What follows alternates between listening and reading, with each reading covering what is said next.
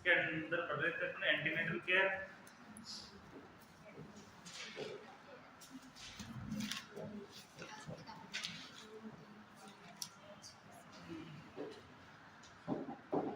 Antenatal के अंदर अपने रजिस्ट्रेशन की जो फॉर्मेलिटीज थी वो पूर्ण कर ली है।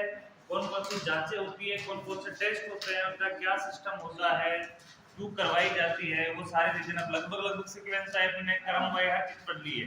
रजिस्ट्रेशन में सबसे पहले नाम ऐड किया जाता है, एज ऐड की जाती है, स्टूडेंट नाम ऐड किया जाता है, एड्रेस ऐड किया जाता है, मोबाइल नंबर ऐड किए जाते हैं। वो सारा एक डाटा है, तो डाटा का जो फॉर्मेट था वो अपन ने लिख लिया है। अब इसमें कुछ शब्द अपने सामने आए थे, जैसे फंडल ग्रिप है, लेटरल ग्रिप है, फर्स्ट पेल्विस ग्रिप है, तो ये क्या कुछ चीजें सीक्वेंस है। अगर इनके नाम से पढ़ोगे तो ये कंफ्यूजन रहेगा आपके। तो इनको समझो कि ये कैसे लेते हैं। तो नॉर्मल इसमें थ्योरी लिखेंगे अपन, लेकिन छोटे छोटे टॉपिक है। तो इसमें सबसे पहले हेडिंग लगाना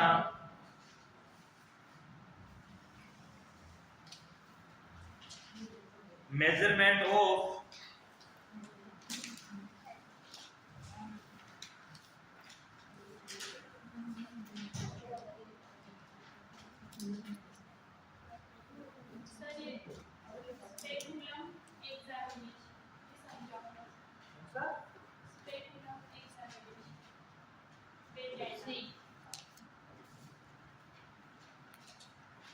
स्पेकुलम एग्जामिनेशन में दूसरे में नोट लिखा दूंगा। Measurement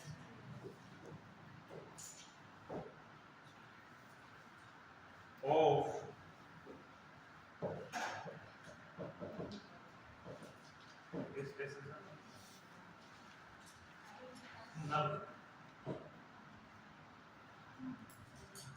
as by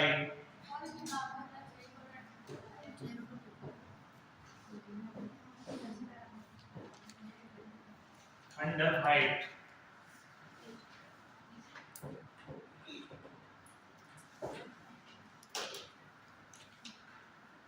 under height का किस प्रकार से मेजरमेंट लिया जाएगा। अब अंडर हाइट का मेजरमेंट जो अपन ने पिछले टॉपिक में पढ़ा हुआ है, कब पढ़ा हुआ है?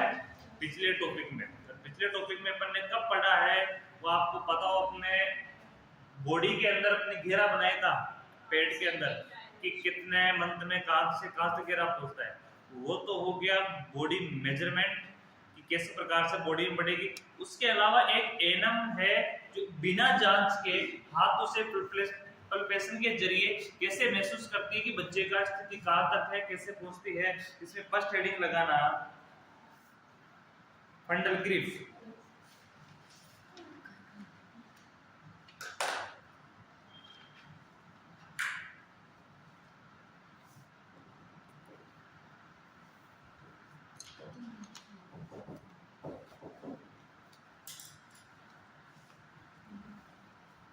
अब फंडल यानी क्या होगा? ऊपर वाला भाग। और ग्रिप यानी क्या होगा? ग्रिप का यानी होता पकड़ना, छूना। ग्रिप का मतलब क्या होगा? उसको पकड़ना, ग्रिप में लेना। ग्रिप के लेने का मतलब सीधा सीधा पकड़ना ही होता है हिंदी में। आपने सुना होगा गिरफ्तार करना। गिरफ्तार ग्रिप से बना हुआ शब्द है। ग्रिप करना यानी पकड़ना ही होता है। तो फंडल ग्रिप यानी फंडल की साइड से किसको पकड़ना? फीटस को पकड़कर महसूस करना। तो इसके अंदर लिखना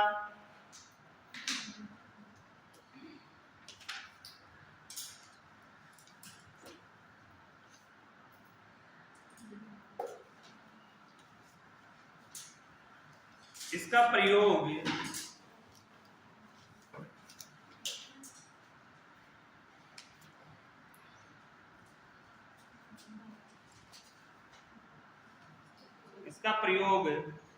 फीटस की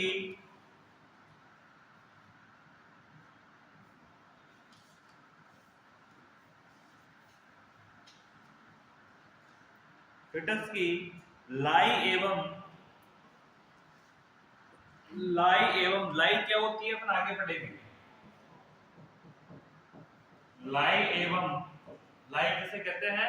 कौन सी स्थिति जो कहते हैं आगे टॉपिक आएगा लाएगा पूरा है। एवं लेबर का पता लगाने हेतु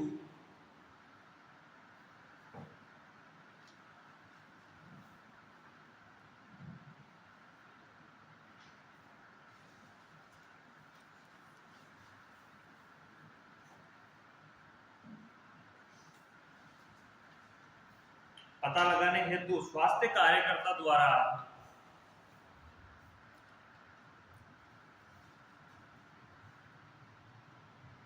किया जाता है।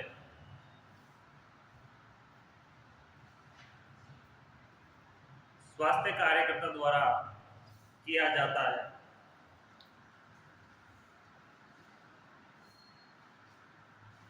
सेकंड इंग्लिश में लेटरल ग्रिप्स,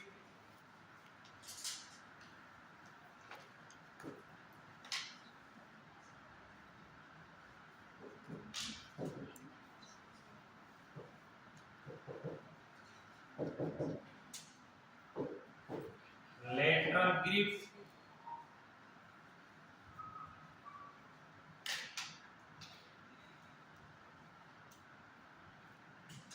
इस ग्रिप का उपयोग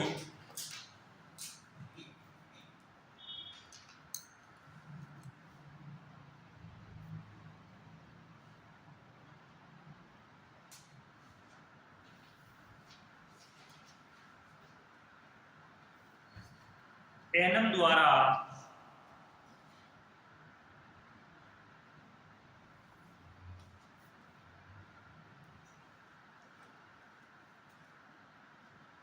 द्वारा फीटस की पीठ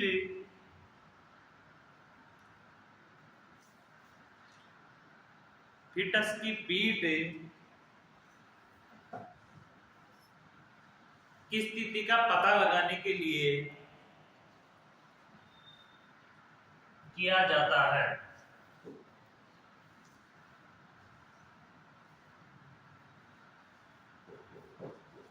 फर्स्ट pelvis grip,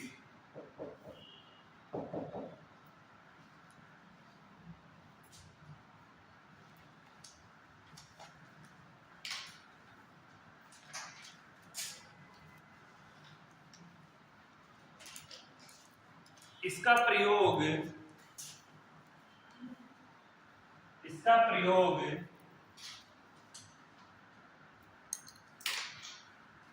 एनम द्वारा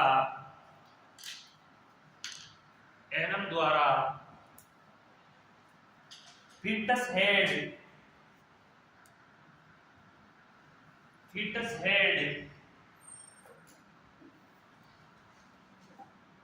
का पता लगाने के लिए किया जाता है।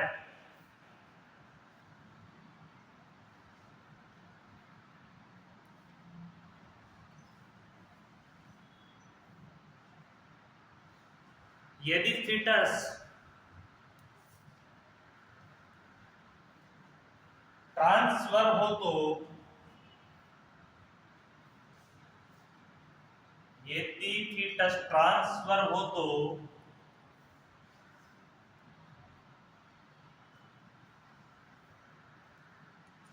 फीटस हेड ग्रिप में नहीं आता है।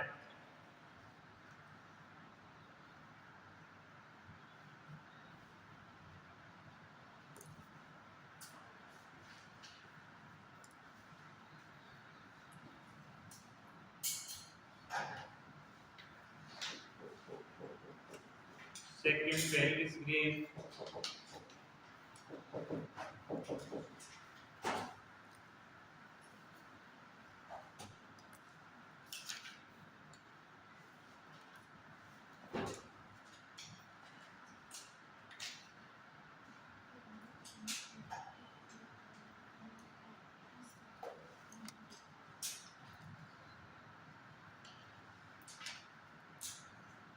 इसमें लिखना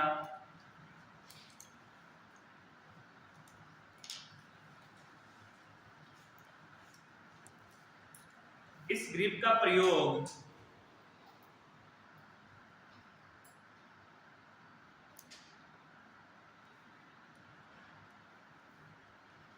एनम द्वारा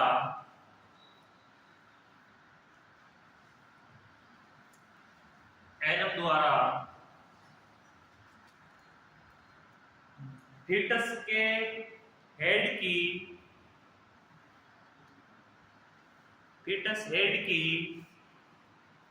फ्लेक्शन स्थिति फीटस हेड की फ्लेक्शन स्थिति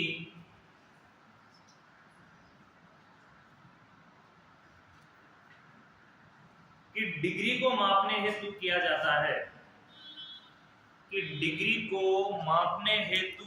जाता है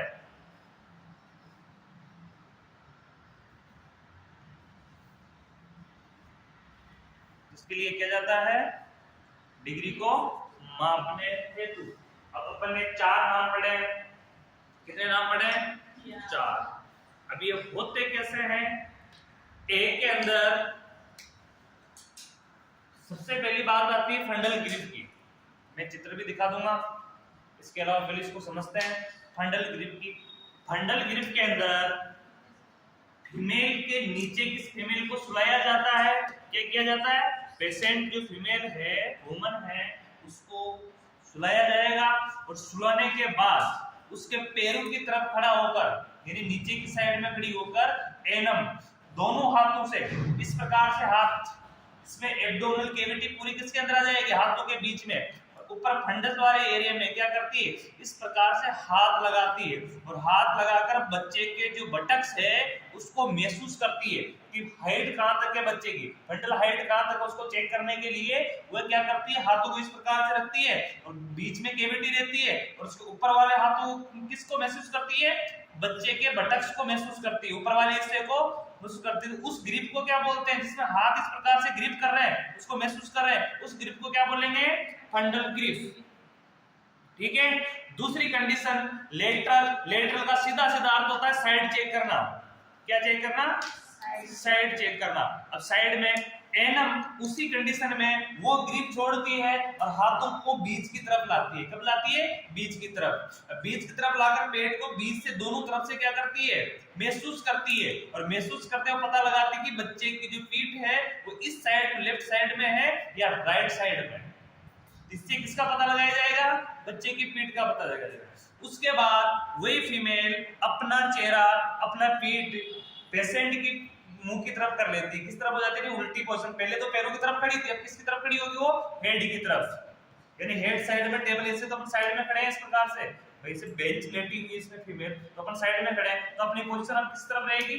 हेड इस तरफ रहेगा, ऊपर की तरफ हेड में अपन इस तरफ में खड़े रहेंगे। इस तरफ रहने के लिए पेट को महसूस करते हुए अपन पेल्विक कैविटी है वहां पे बच्चे का हेड महसूस करेंगे अपने हाथों से।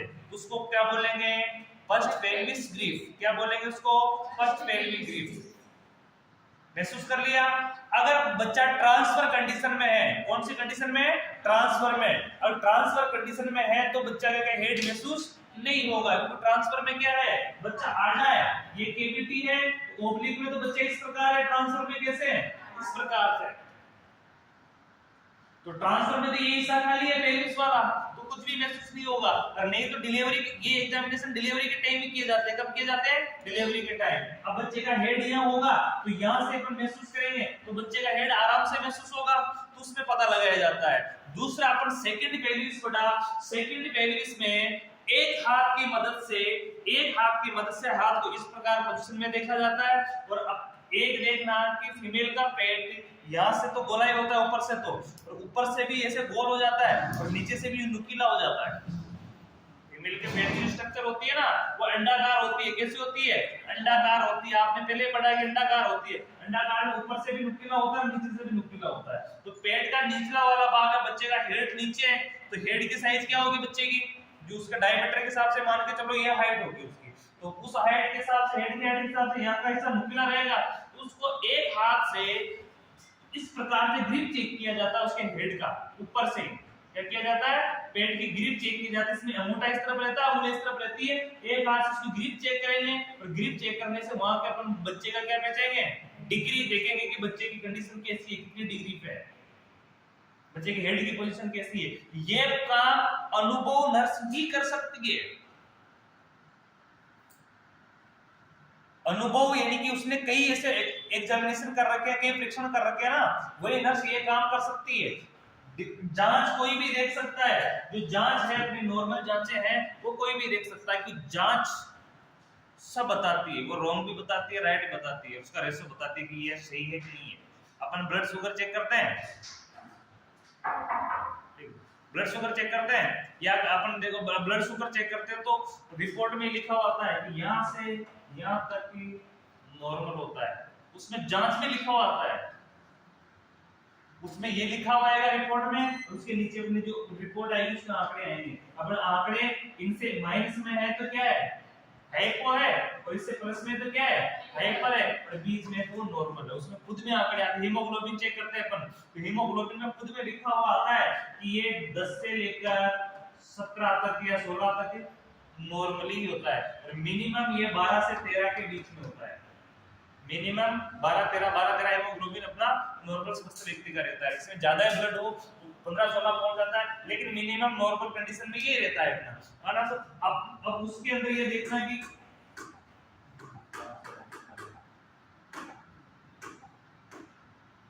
अब उसके अंदर देखते हैं कि उसका आंकड़ा आराम से आंकड़ा ले लेते हैं अपन, ठीक है। अब इसके बाद बात करते हैं अपन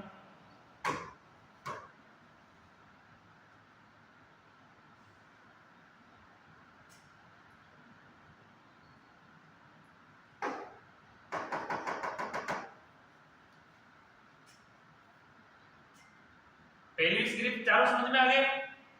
अब इसमें देखते हैं अपन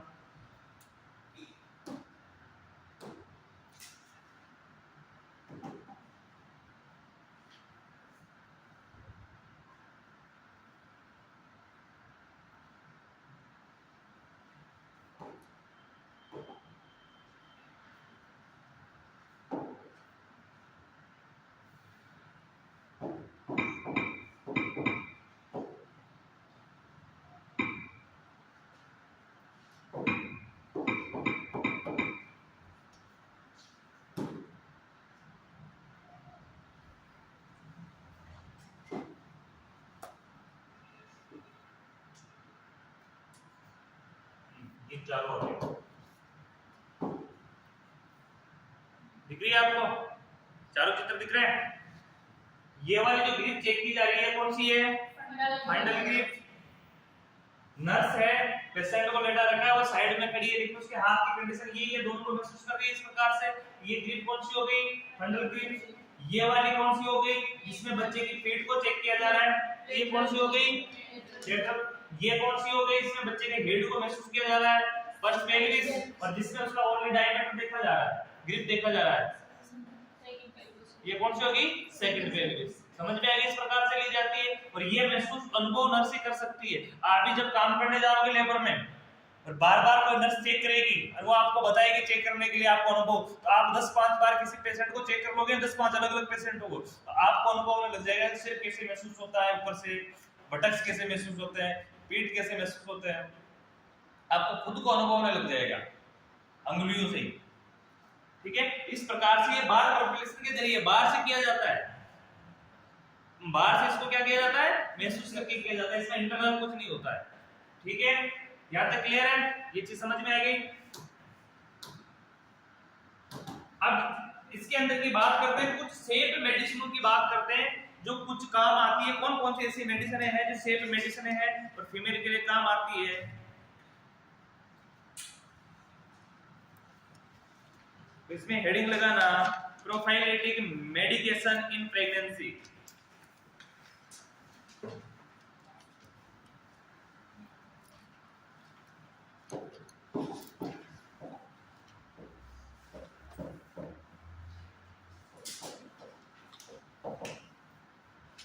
प्रोफाइलेटिक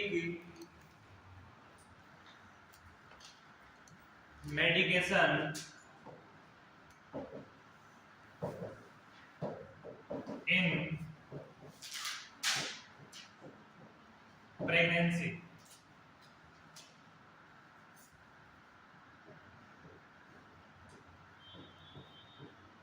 प्रेगनेंसी में कौन कौन से मेडिसिन सेफ मेडिसिन से प्रेगनेंसी में अपन उनको दे सकते हैं।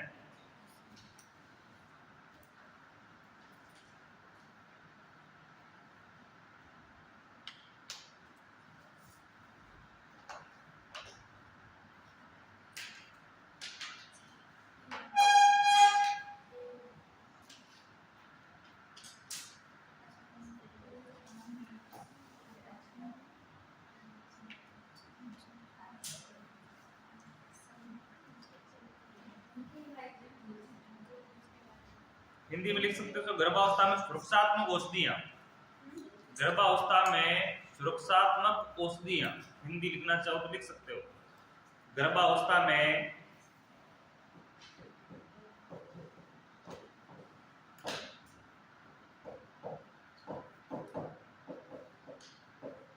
सुरक्षात्मक औषधियां,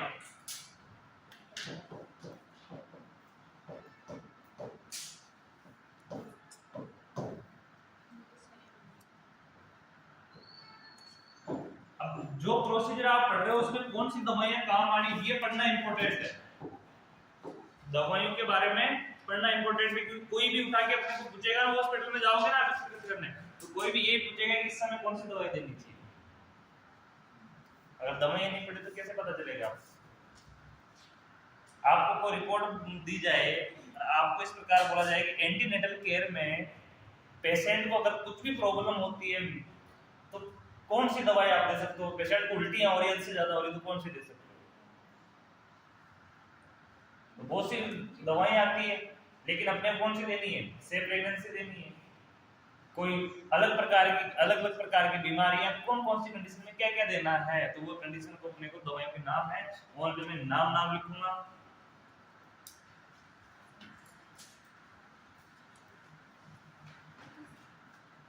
antiemetic drug,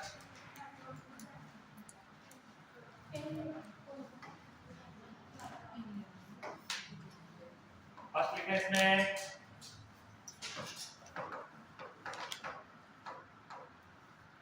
antiemetic drug,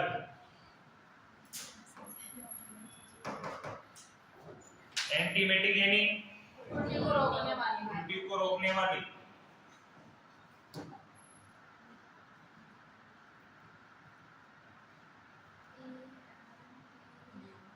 डोमफ्राइडोम,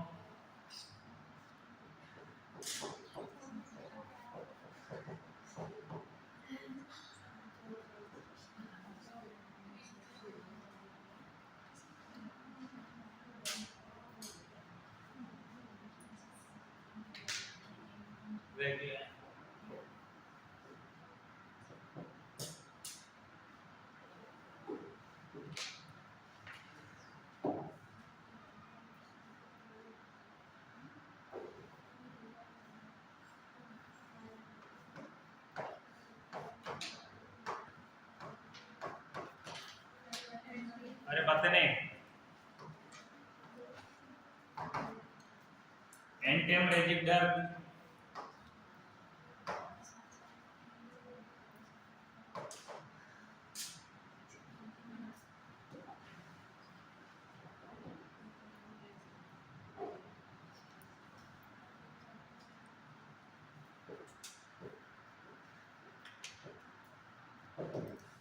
मेथार्जिन,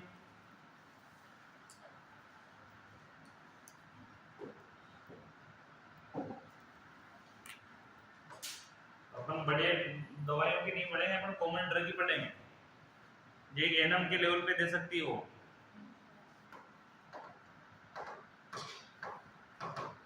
antacid drug,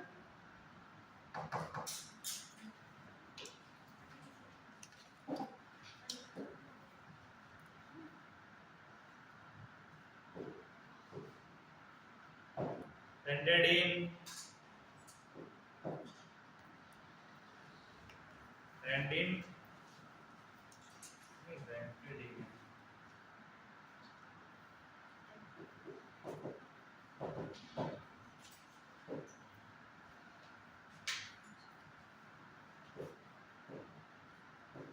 Rantac,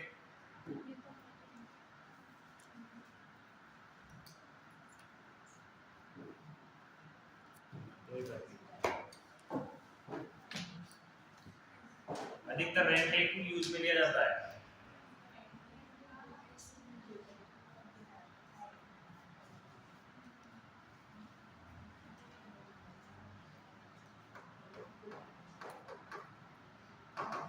executive drug,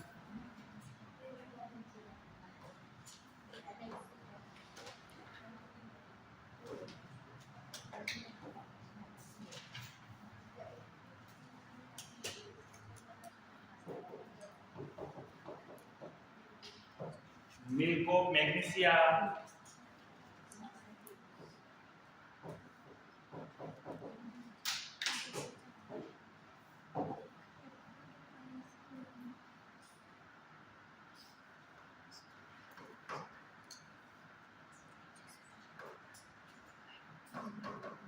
steroid drug,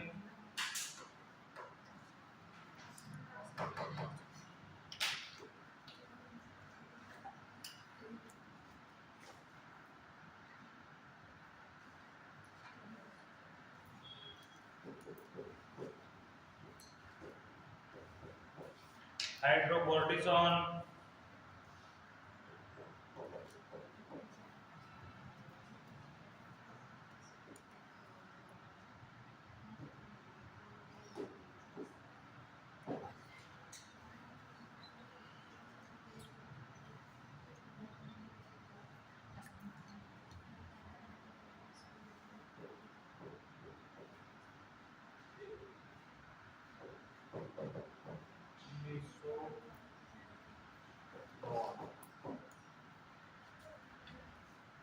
prednisolone, antihistaminic है स्टेरॉइड मतलब एलर्जी हाँ एंटीहिस्टामिनिक है कौन सी स्टेरॉइड? हाँ मतलब स्टेरॉइड एंटीहिस्टामिनिक होती है ये, लेकिन जरूरी नहीं कि एंटीहिस्टामिनिक में स्टेरॉइड नहीं आता है। जैसे ही कहते हैं ना कि स्टेरॉइड से मतलब होने लगे हैं। हाँ सामक जो एलर्जी है ना, भारी एलर्जी है, उसको रोकने में काम आता है स्टेरॉइड ड्रग। लेकिन एंटीहिस्टामिन ड्रग अलग है, वो स्टेरॉइड नहीं होता है। एंटीहिस्टामिन का जो अपन लिवोसेट्रिजिन सेट्रिजिन वगैरह उपयोग करते हैं वो स्टेरॉइड में नहीं आती है। जैसे एविल है, एविल का इंजेक्शन लगाते हैं वो एंटीहिस्टामिनिक है, लेकिन फिर भी गैन रिएक्शन को रोकने के लिए, गैन प्रवृत्ति को रोकने के लिए स्टेरॉइड लगाते हैं। डेक्सोना है, डेक्सोना एंटीहिस्टामिनिक नहीं है, वो स्टेरॉइड है। लगाते हैं डेक्सोना भी, एविल भी लगाते हैं। तो ये दोनों रिएक्शन को रोकते हैं, यानी गैन रिएक्शन को, जिसमें ऐसी कंडीशन की जिसमें एंटीहिस्टामिनिक भी काम नहीं कर रही हो ना, वहां स्टेरॉइड काम करता है। हर चीज में काम करता है स्टेरॉइड, बॉडी के हर प्रकार। जैसे गैन दर्द है, ज्यादा भारी दर्द है, तो आपको ट्रामाडोल का पता होगा, ट्रामाडोल लगाया जाता है गैन दर्द में, वो पूर्ण स्टेरॉइड होता है, पूर्ण स्टेरॉइड है। दर्द के लिए स्टेरॉइड हाँ वो पूर्ण स्टेरॉइड है। और तो डाइक्लोफेनिक वगैरह सब केमिकल दवाएं हैं, वो पूर्ण रूप से स्टेरॉइड है, इसलिए तो उसको डॉक्टर लिखित वगैरह देते भी नहीं है। कहाँ काम में लिया जाता है उसको? जब गैन है, हड्डी फ्रैक्चर या बड़ा दर्द, गैन दर्द जो सहन ही नहीं हो रहा आपको, तब जब ट्रामाडोल लगाया जाता है, तो वो गैन स्टेरॉइड है। इस प्रकार ये डेक्सोना हो गया। डेक्सोना किसी भी प्रकार के रिएक्शन को रोकने के लिए या उसको क्या एंटीहिस्टामिनिक तक पहुंचने से रोकने के लिए स्टेरॉइड उपयोग में लिए जाते हैं। स्टेरॉइड की दवाएं होती है। तो ये वैसे मिल्क वो प्रेगनेंसी इस प्रकार की दवाई है, उसमें काम आती है। चलो ये तो रहेगा तो पता ही नहीं, ये दिमाग में आया। कौन सी स्टेरॉइड? तो किसी भी चीज पे अपन स्टेरॉइड, जैसे कोई अपन ये बात कर रहे हैं, जैसे उसको अपन मोनोसेप भी लगा रहे हैं, तो मोनोसेप में अपन डायरेक्ट स्टेरॉइड के तौर पर डेक्सोना लगाते हैं, उसमें ये लगेंगे प्रेगनेंसी में। प्रेगनेंसी सेप है, प्रेगनेंसी सेप चीज है, वो प्रेगनेंसी सेप नहीं है। जो प्रेगनेंसी सेप नहीं है वो नॉर्मल जनरल ड्रग उपयोग में ले जाते हैं और इनके नाम से बिकते हैं, नाम से केमिकल चलते हैं, डॉक्टर नाम लिखते हैं, तो प्रेगनेंसी में ये दिए जाते हैं। Analgesic,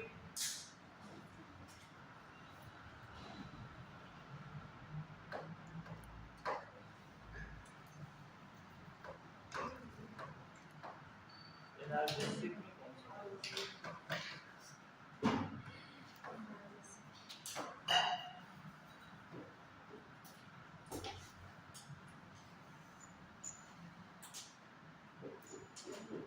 diclofenac sodium,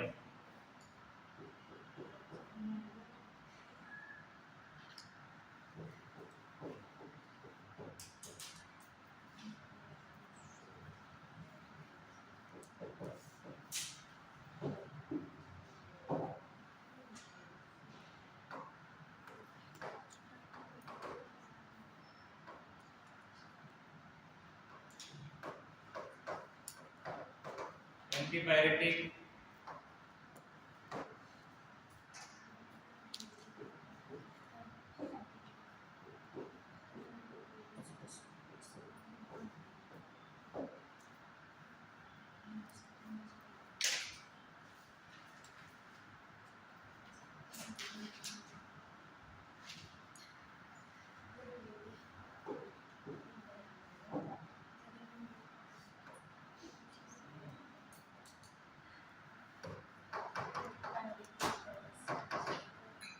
vitamin supplementation, अरे बातें नहीं,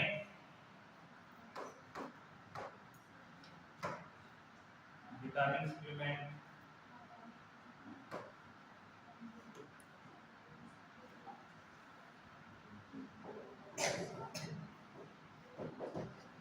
विटामिन B12 है या विटामिन बी कॉम्प्लेक्स,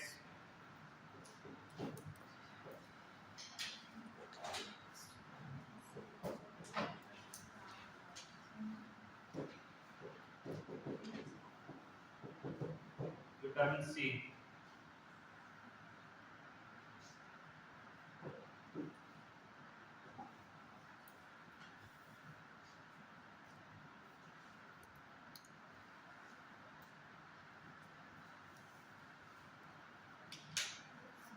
इसके अलावा एंटीनेटल केयर में कौन कौन सी दवाइयां अपन दे सकते हैं?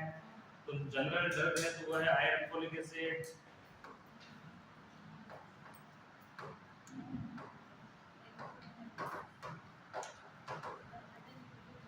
आयरन फोलिक एसिड टैबलेट्स, जिसको टैबलेट लेने में दिक्कत आ रही है उसकी सिरप भी आती है, आयरन फोलिक एसिड की सिरप भी आती है। सर आपने अपने नाम ये सारे मतलब किस फॉर्म के बारे में बताया, जैसे इंजेक्शन है या टैबलेट किसी भी नहीं, कुछ टैबलेटें भी मिलती है, कुछ टैबलेट इंजेक्शन दोनों मिलते हैं। उस प्रकार से अपने को सिर्फ सप्लीमेंट नाम है, नाम से कोई चीज अपने दवाई सामने है, इंजेक्शन आ गया, इंजेक्शन का अपने को नाम पढ़ना है, टैबलेट में आ गया तो उसका नाम पढ़ना। बहुत सी सिरप में भी आती है दवाइयाँ, बहुत सी ऑइंटमेंट में भी आती है। अपने को जो अपने सामने जो चीज आ रही है ना उसको बारे में उसको देखना है।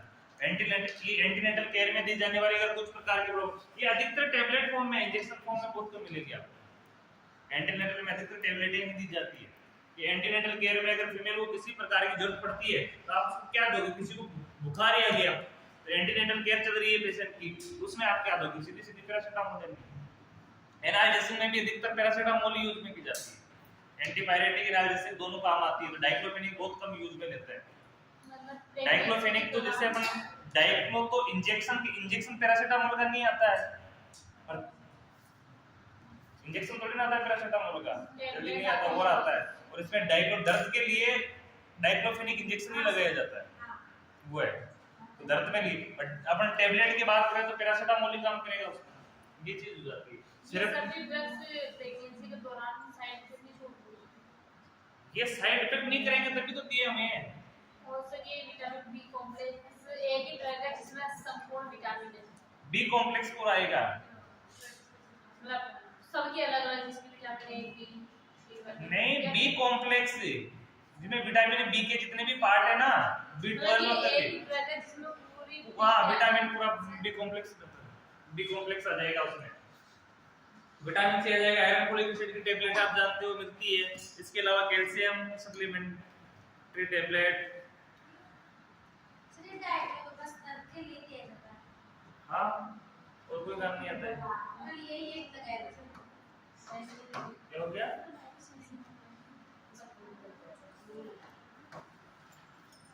कैल्शियम सप्लीमेंट टेबलेट,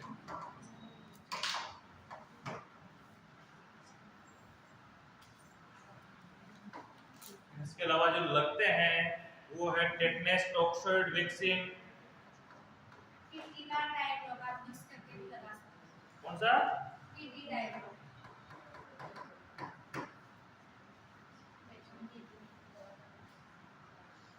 जब तक की जो कंडीशन बैठ रही होती, कंडीशन कभी भी आएगी करते हुए डायरेक्ट आप नस पे इंजेक्शन को किसी को मिक्स नहीं करना चाहिए। अगर आप किसी चीज को मिक्स कर रहे हो और उससे एक भी उस पेशेंट के लिए हाइपर सेंसिटिव होगा ना तो बहुत जल्दी रिएक्शन करेगा। और दूसरी कंडीशन में एक चीज बताता हूँ कि आईवी डायरेक्ट इंजेक्शन करते हैं ना अपन, डायरेक्ट इंजेक्शन को आईवी कर दिया, वो बहुत खतरनाक चीज है, नहीं करना चाहिए। खतरनाक क्यों है? उसके पीछे रीजन ये है कि अगर वो चीज बॉडी में रिएक्शन कर गई तो उसका कंट्रोल आपके पास नहीं होगा, क्योंकि बॉडी अचानक से क्या हो जाएगी उसमें हाइपर हो जाएगी। और जब आप उसी इंजेक्शन को 100 ml में 500 ml का छोड़ो 100 ml ड्रिप में भी करते हो, इसमें करते हो 100 ml की ड्रिप में, तो 100 ml ड्रिप को उस बॉडी में इन्फ्यूजन होने में कितना समय लगेगा? कम से कम 20 मिनट। 1 मिनट में उसकी 30 से 40 बूंद अंदर जाएगी और वो रिएक्शन करना होगा उसको तो 30-40 मिनट में कर देगा। तो वो जो रिएक्शन होगा वो माइनर होगा। कौन सा होगा? माइनर होगा, जिसको आप एविल या डेक्सोना देके आराम से कंट्रोल कर सकते हो, क्योंकि बॉडी में रिएक्शन ज्यादा लंबा नहीं चलता है, 2 से 3 मिनट में रिएक्ट हो जाता है। स्टामिना बॉडी में स्टामिना बहुत जल्दी एक्टिव हो जाता है। अगर बॉडी को एक्सेप्ट नहीं है तो 2-3 मिनट में हो जाएगा। और आप डायरेक्ट आईवी लगा दिया आपने इंजेक्शन, तो आप 1 मिनट में तो पूरा इंजेक्शन ही खत्म कर दोगे। उसके बाद उसको हो गया इस प्रकार का एनाप्लेटिक शॉक लग गया, तो वो कौन सा होगा? मेजर शॉक होगा, जो आपकी बस की बात नहीं होगी फिर कंट्रोल करना। फिर तो समय पे डॉक्टर के पास पहुंचे तो वही कंट्रोल करेगा, नहीं तो उसकी मौत होना निश्चित है। एनाप्लेटिक शॉक में बहुत जल्दी मौत हो जाती है रेक्सिनो के अंदर।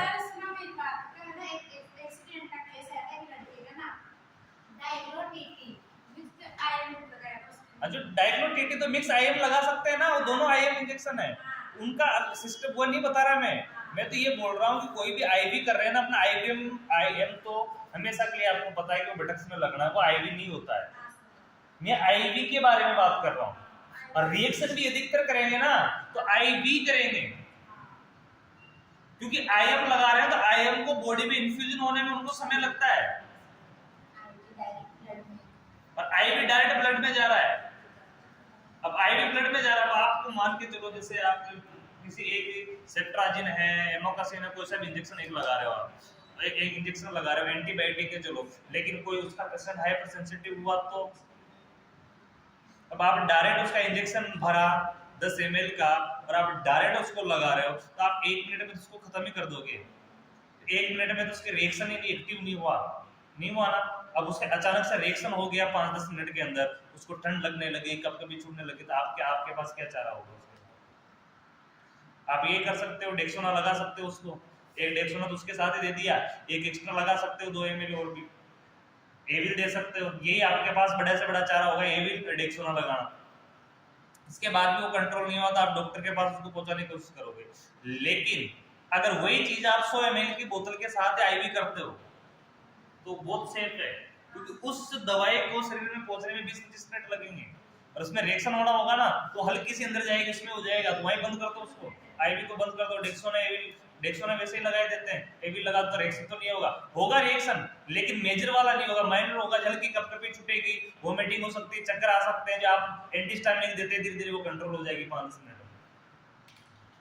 तो इसके लिए कभी डॉक्टर बनने की कोशिश मत करना, आप नर्सिंग स्टाफ हो, नर्सिंग स्टाफ ही रहना। अपने को कोई भी इंजेक्शन लगाना है ना तो उसको कोई नहीं 7 से 8 रुपए की बोतल आती है 100 ml की, उसमें लगाओ, कोई दिक्कत नहीं, आईवी सेट आएगा पूरा।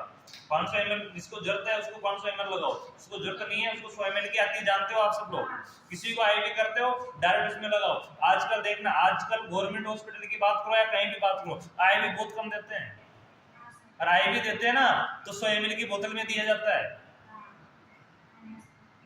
कहीं भी प्राइवेट हॉस्पिटल में जाओ, कहीं भी चले जाओ आप, ये क्लिनिक वाले देते हैं डायरेक्ट आईवी इंजेक्शन, नहीं तो कोई बड़ा मल्टी स्पेशलिस्ट बड़ा हॉस्पिटल होगा ना वो ऐसा आईवी डायरेक्ट इंजेक्शन नहीं देगा, वो 100 ml की बोतल में देगा। तो ये सबसे बड़ा कारण है, तो उसको समझ के ध्यान में रखना है चीज। इसने डॉक्टर अपनी हेडिंग है, लास्ट हेडिंग है अपनी,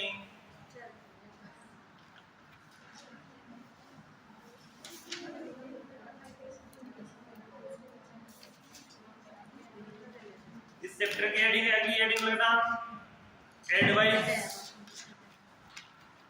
एंटीनेटल एडवाइस।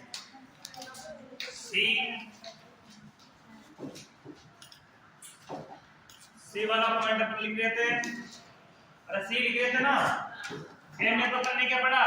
रजिस्ट्रेशन। ए पे क्या पढ़ा अपन ने? जनरल केयर रजिस्ट्रेशन पढ़ा।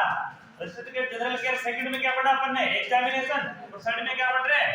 Antenatal advice.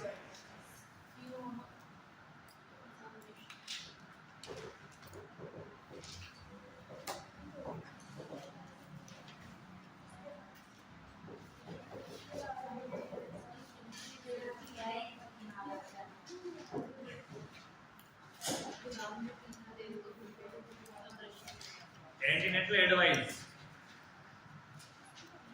यार मैंने पढ़ना तो मेरे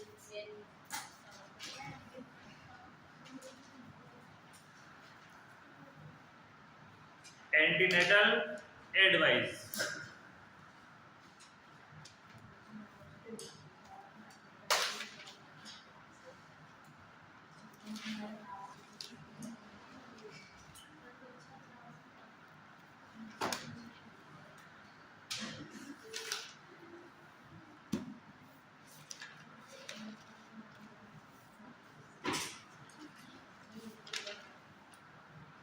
इसमें लिखना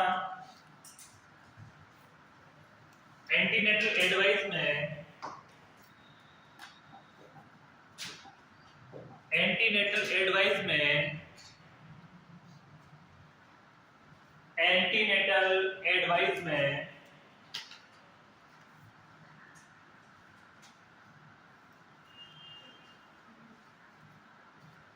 सभी प्रकार के हेल्थ एजुकेशन प्रोवाइड किए जाते हैं।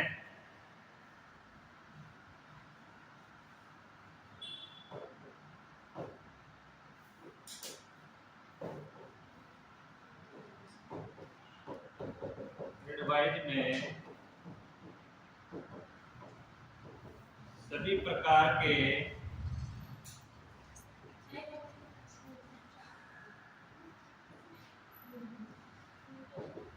हेल्थ एजुकेशन प्रोवाइड किए जाते हैं, जिसमें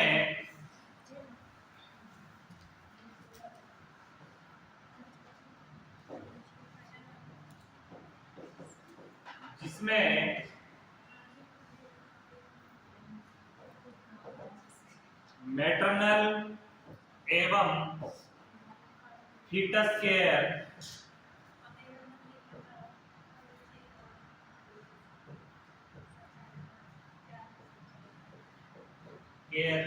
भी शामिल है।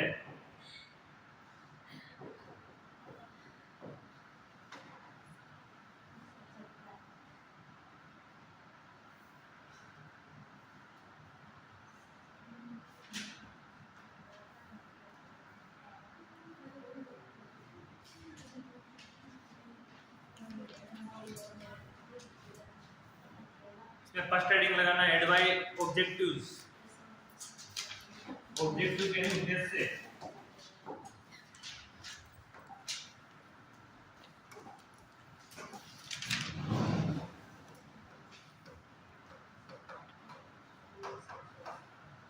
एडवाइस को उद्देश्य नहीं, आप डायरेक्ट ऑब्जेक्टिव उद्देश्य एडवाइस देने का क्या उद्देश्य है।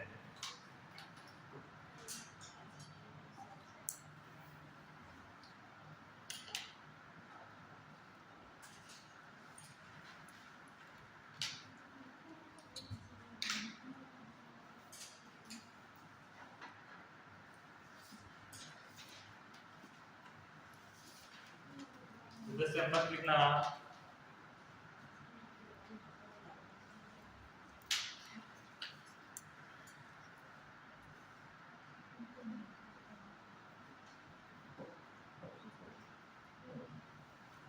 प्रेग्नेंट वुमन को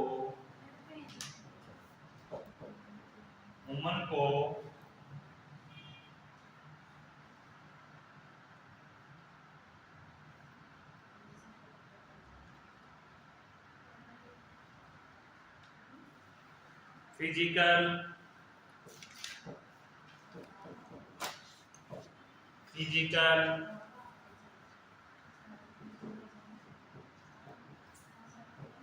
साइकोलॉजिकल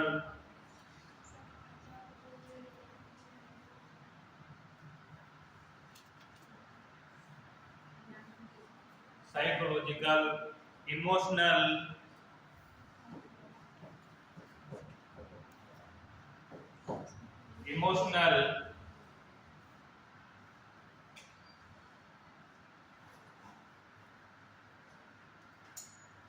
रूप से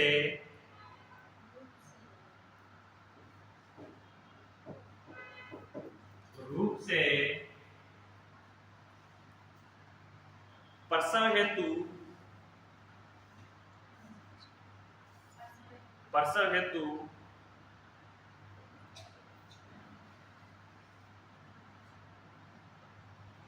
तैयार करने के लिए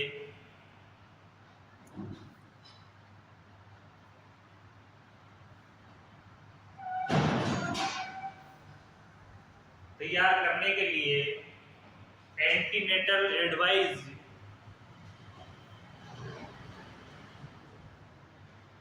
प्रोवाइड करना या देना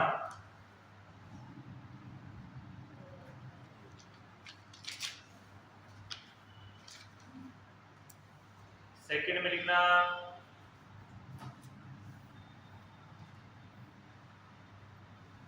फीमेल को संपूर्ण जांच का महत्व समझाना, फीमेल को संपूर्ण जांच का महत्व समझाना,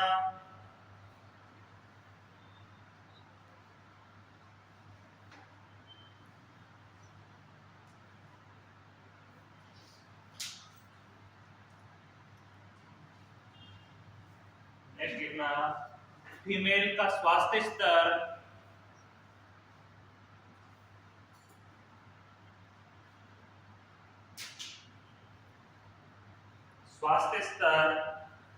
उन्नत बनाना। इसके 3 मुख्य उद्देश्य हैं एंटीनेटल एडवाइस के। पहला उद्देश्य क्या है? प्रेग्नेंट वुमन को फिजिकली, साइकोलॉजिकली, इमोशनल रूप से क्या करना? प्रसव के लिए तैयार करना, उसके लिए उसको एडवाइस देना। सेकंड क्या है? जितनी भी संपूर्ण उसकी सतत जांचें हो रही है उनके बारे में उसको बताने की क्यों की जा रही है, इससे आपको क्या फायदा है। वो सी फीमेल क्या करती है, जांच कॉस्टली है तो उसके चक्कर में वो जांचें नहीं करवाती है। दूसरी कंडीशन, उनको लगता है कि डॉक्टर कमीशन खाते हैं, लेकिन चलो कमीशन डॉक्टर जिस एक पर्टिकुलर व्यक्ति के पास भेज रहा है कि जांच आप वहां से करवा के लाना, तो उसका कुछ हिस्सा रहा होगा, वो अलग बात है। लेकिन जांच क्यों करवाई जा रही है? वो जांच अपने हित के लिए करवाई जा रही है। डॉक्टर को जांच से कोई फायदा नहीं है। फायदा किसको है? अपने को फायदा है, क्योंकि अपनी बॉडी में जो एबनॉर्मलिटी है उस एबनॉर्मलिटी का पता पहले लग जाएगा।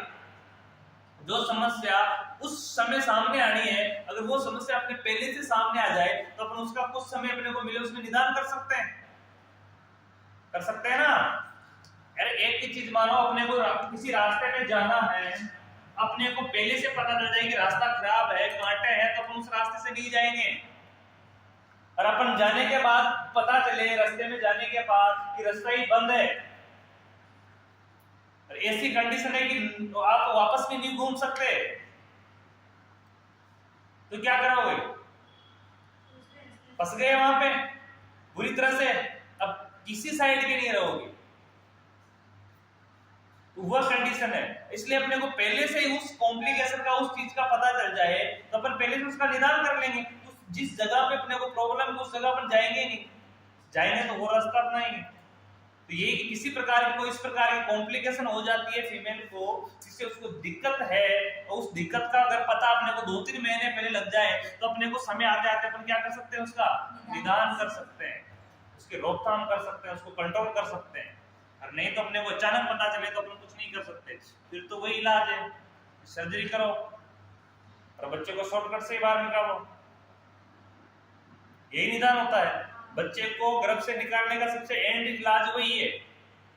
कोई मेथड काम नहीं आ रहा हो तो उसके बाद यही मेथड है कि पेट को चीरो, बच्चे को बाहर निकालो, और सबसे इजी भी वही है। लास्ट में कॉम्प्लिकेशन को खत्म करने के लिए इजी माना जाए ना, तो सर्जरी सबसे इजी है। हेडिंग लगाना है प्रिंसिपल्स।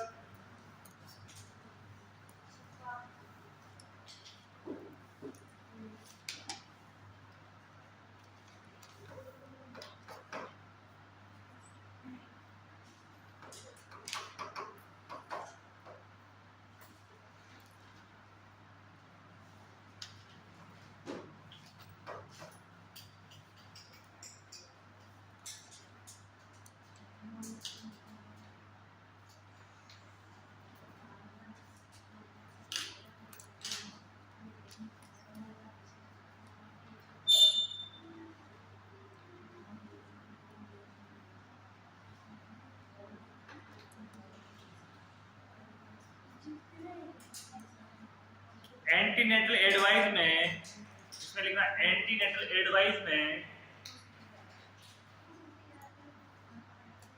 निम्न विशेषताएं होनी चाहिए।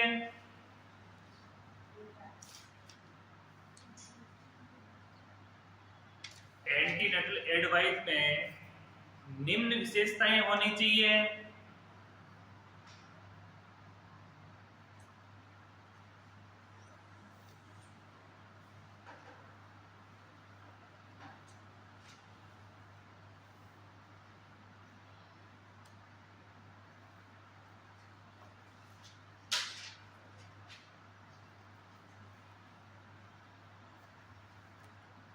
सेकंड लिखना, इसी में लिखना है फर्स्ट लगा के एंटीनेटल एडवाइस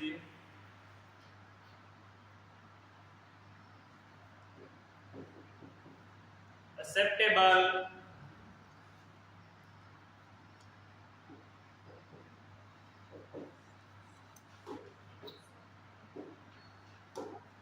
बल एवं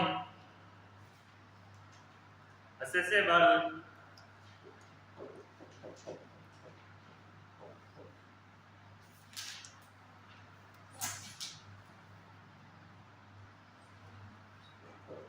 होनी चाहिए।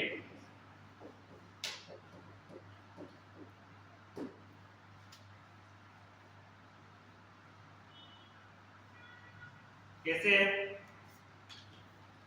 एक तो इस प्रकार की हो जो पेशेंट उसको एक्सेप्ट कर सके, एक्सेप्टेबल हो, और दूसरी वो उसको परचेज कर सके, उसकी पहुंच में हो, वही उसको एडवाइस देनी। ऐसा नहीं कि पेशेंट गरीब कंडीशन में है तो उसको अपन बादाम खाने की एडवाइस दे।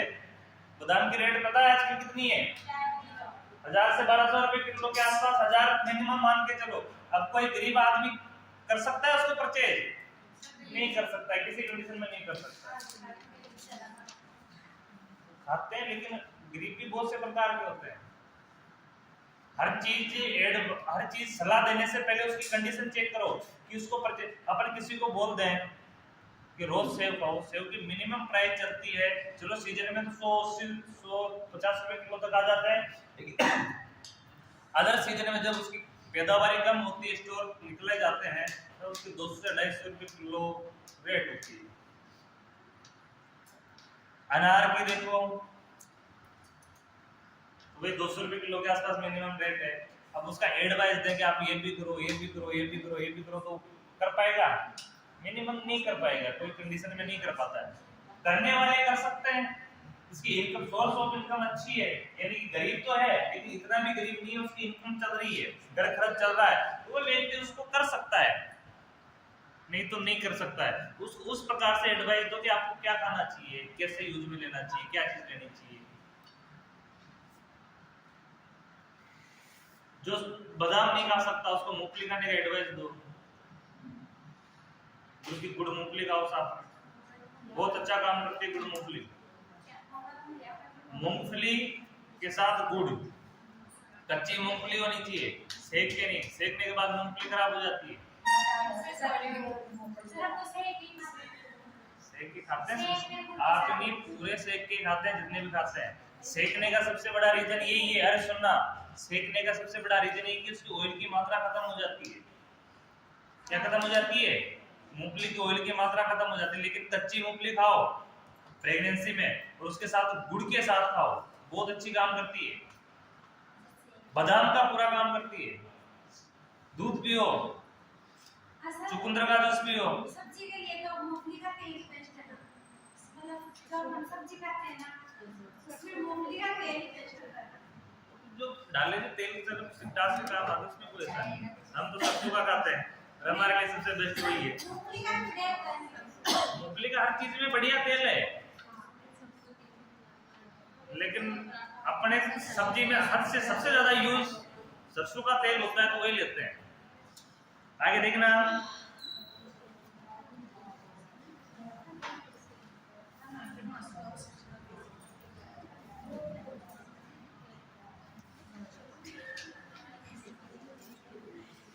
एंटीनेटल एडवाइस में, अरे बातें नहीं, एंटीनेटल एडवाइस में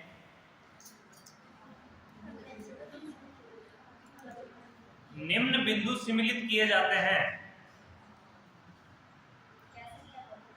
ये इसमें चल रही है आपको। हाँ, प्रिंसिपल में चलेंगे। एंटीनेटल एडवाइस में निम्न बिंदु सम्मिलित किए जाते हैं।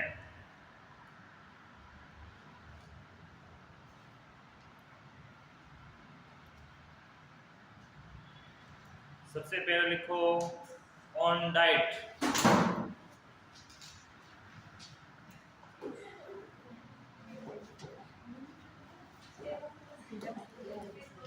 अरे बातें नहीं,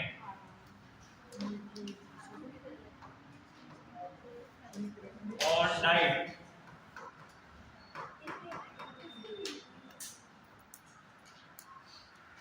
भोजन पर।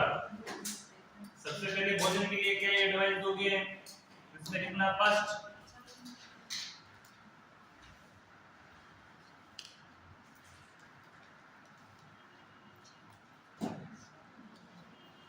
प्रेग्नेंट वुमन को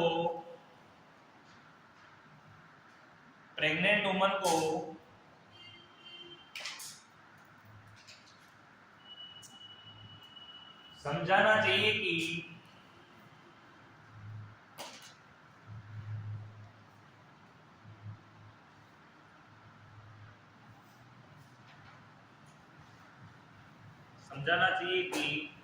प्रॉपर न्यूट्रिशन या पूर्ण संतुलित आहार, हिंदी में लिख सकते हो पूर्ण संतुलित आहार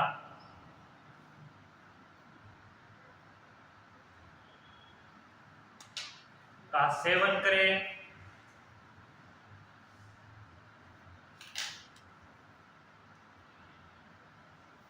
जिससे maternal and foetus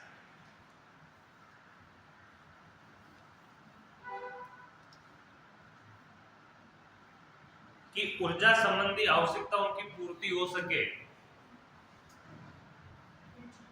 maternal and foetus की ऊर्जा संबंधी आवश्यकताओं की पूर्ति हो सके।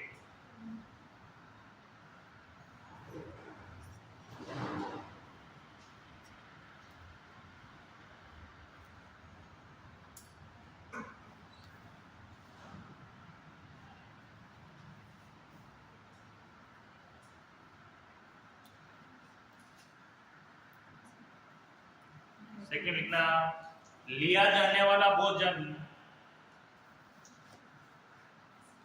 लिया जाने वाला भोजन संतुलित एवं सुपाच्य होना चाहिए, संतुलित एवं सुपाच्य होना चाहिए।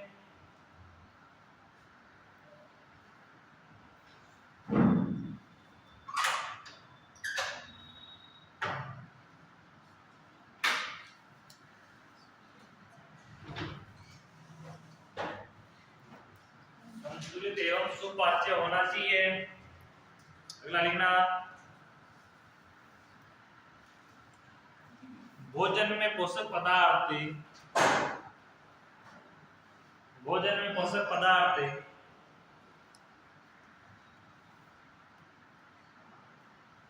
उचित मात्रा में होने चाहिए।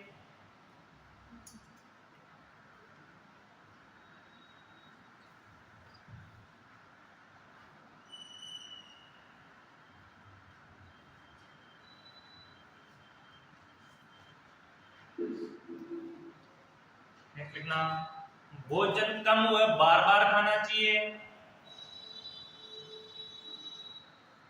भोजन कम हुआ बार बार खाना चाहिए। अब कम हुआ बार बार का मतलब ये नहीं कि भोजन कम खाओ, भोजन खाओ लेकिन एक बार में नहीं खाना है। जैसे अपन अभी नॉर्मल कंडीशन में अपन अधिकतर 2 टाइम खाना खाते हैं, नॉर्मल कंडीशन में 2 टाइम खाना खाते हैं, यानी अपन जैसे कि कोई मॉर्निंग को खा लेते हैं, अब मॉर्निंग को कोई जल्दी खाना खा लेते हैं, जैसे 8-9 बजे खाना खा लेते हैं, तो वो दिन में 2-3 बजे के आसपास फिर खाना खा लेते हैं। तो कुल मिला के नॉर्मल अपन जैसे 12-1 बजे खाना खाते हैं, तो अपन 2 टाइम खाना खाते हैं, सुबह और शाम। एक तो दिन का होता है, शाम का होता है। सुबह चाय नाश्ता हल्का फुल्का होता है, वो चलता ही है, लेकिन 2 टाइम खाना खाते हैं। लेकिन प्रेगनेंसी में ऐसा नहीं है, प्रेगनेंसी में खाना खाओ हर 2 घंटे हर 3 घंटे में खाओ। और जो डाइट आप 2 टाइम के खाने में ले रहे हो उसी डाइट को क्या करो आप डिवाइडेड कर दो, उसको हिस्सों में बदल दो। अब आप हिस्से में बदल दोगे कम खाओगे और सुपाच्य खाना खाओगे तो खाना भी बढ़ जाएगा ऑटोमेटिक। अगर आप ज्यादा बार खाओगे तो डाइट बढ़ जाएगी डाइट, और उससे आपका शरीर भी मेंटेन रहेगा। ऐसी कंडीशन में उनको एडवाइस देना कि कम खाओ लेकिन क्या खाओ बार बार। जैसे अपन एक सुबह के टाइम एक ही टाइम खाना खाते हैं, हम 3 से 4 रोटी यूज में ले रहे हैं तो अपने को मिनिमम 2 ही रोटी यूज में लेनी है। क्या लेनी है? 2 रोटी यूज में लेनी है। फिर 2 रोटी 3 घंटे बाद फिर खा लो, फिर 2 रोटी 3 घंटे बाद फिर खा लो। तो टोटल मिला के 24 घंटे होते हैं। 24 घंटे में से 15 घंटे खाने की रख दो, 8 घंटे सोने। लगभग 8-9 घंटे सोने के, 15 घंटे खाने के, हर 3-3 घंटे में खाने स्टार्ट कर दो। ऐसे फीमेल को एडवाइस देना, ठीक है? क्या हो गया?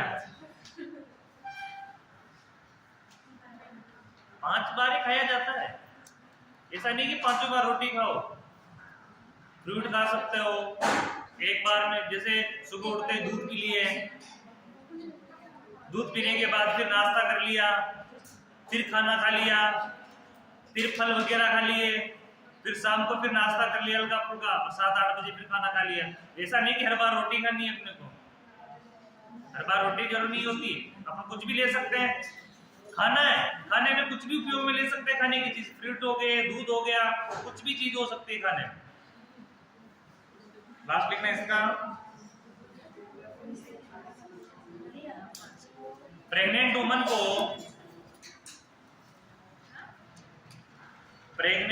को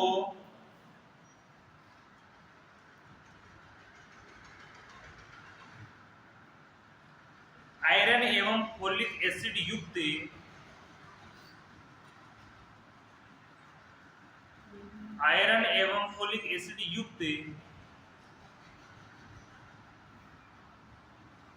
आहार दिया जाना चाहिए।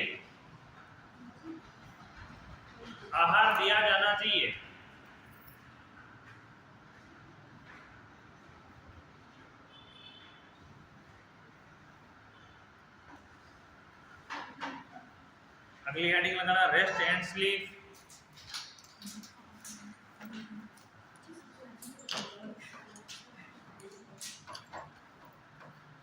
रेस्ट एंड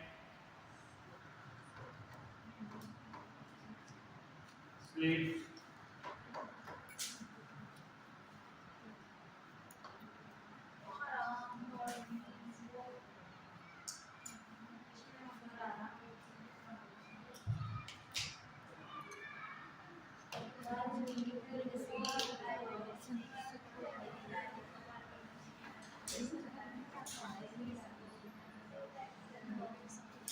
प्रेग्नेंट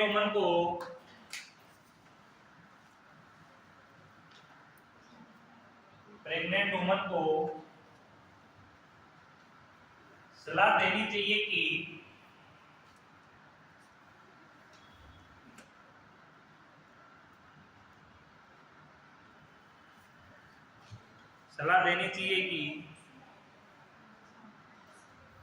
अपना दैनिक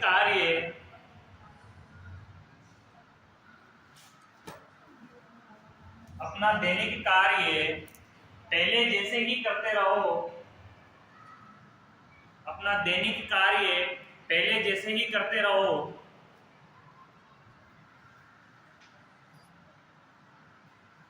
लेकिन भारी वजन उठाने से बचना चाहिए।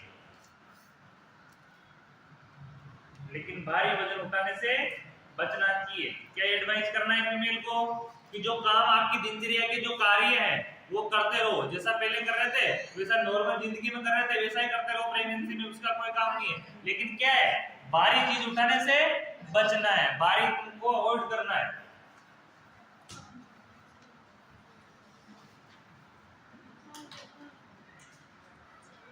प्रेग्नेंट वुमन को लगभग पूरे दिन में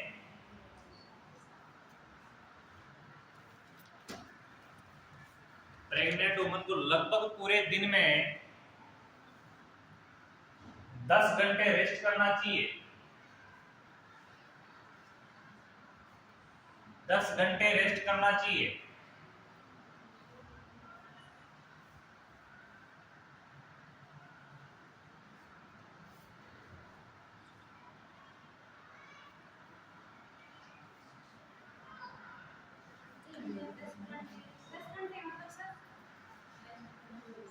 एक दिन में 24 आवर्स होते हैं। 24 आवर्स में से नॉर्मल 6 से 8 घंटे सोते हैं, लेकिन इसमें 2-3 घंटे एक्स्ट्रा बढ़ा देने चाहिए। अच्छी बात है। अगला लास्ट लिखना इसमें, सोते समय संभव हो तो बाएं करवट का सोते समय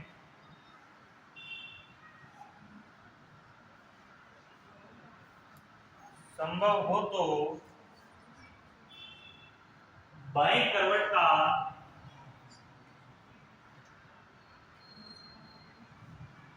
उपयोग करना चाहिए।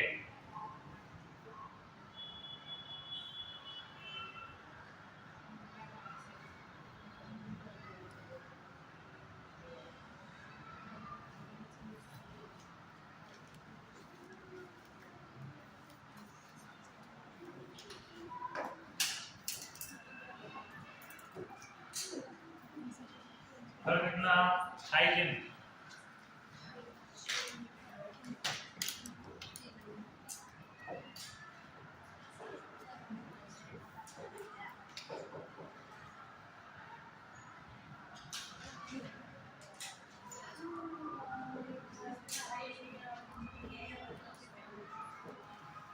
स्वच्छता।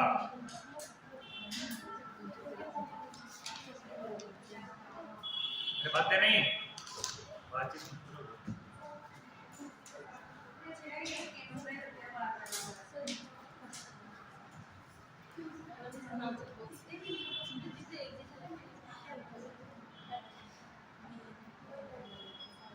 इसमें लिखना प्रतिदिन नहाना चाहिए, प्रतिदिन नहाना चाहिए।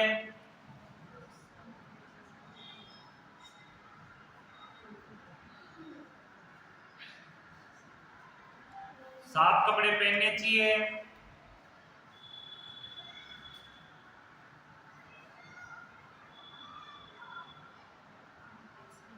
साफ कपड़े पहनने चाहिए।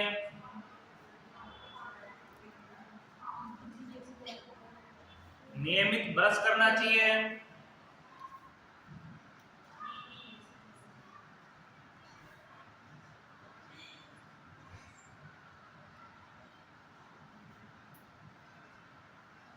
नियमित ब्रश करना चाहिए।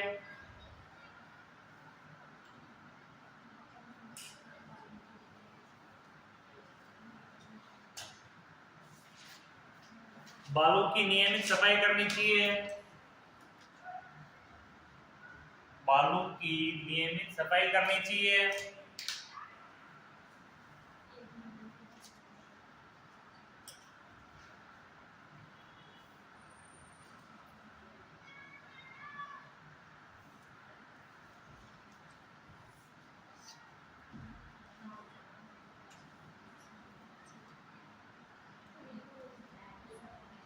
जननांगों के स्वास्थ्य का ध्यान रखना चाहिए।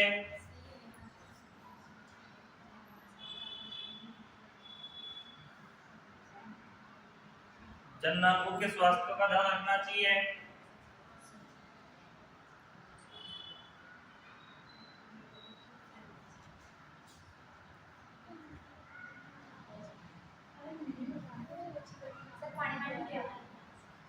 उसको पीना जाके जो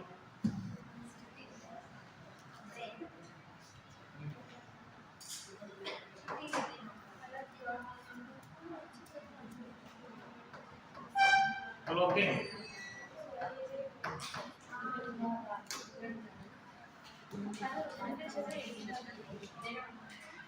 बातें नहीं, रेडी लगाओ क्लोथिंग।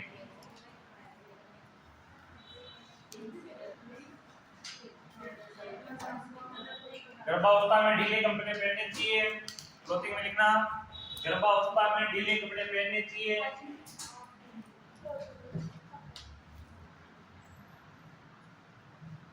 गर्भावस्था में ढीले कपड़े पहनने चाहिए।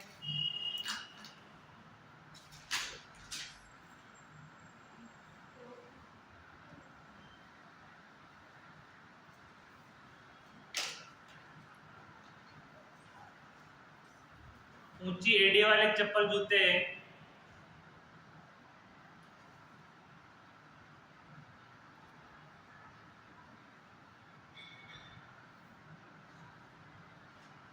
नहीं पहनने चाहिए।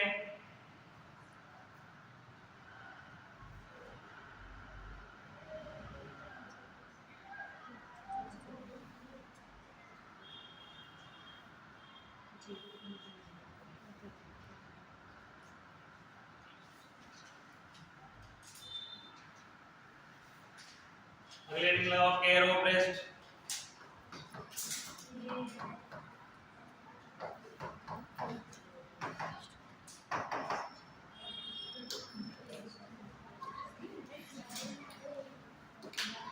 कैरो ब्रेस्ट नियमित रूप से ब्रेस्ट की सफाई करनी चाहिए। नियमित रूप से ब्रेस्ट की सफाई करनी चाहिए।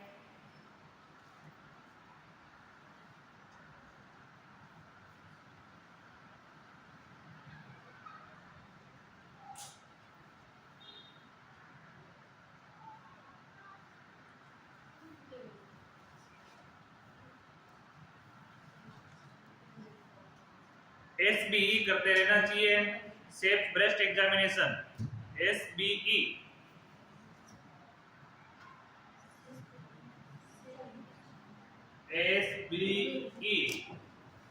करते रहना चाहिए। Self breast examination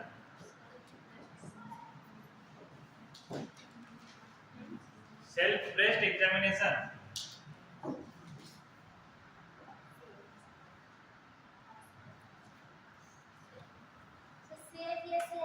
self breast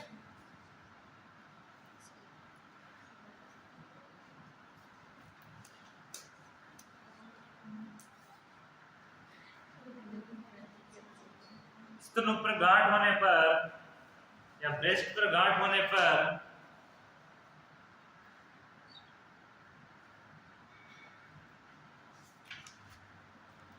तुरंत जांच करवाना चाहिए।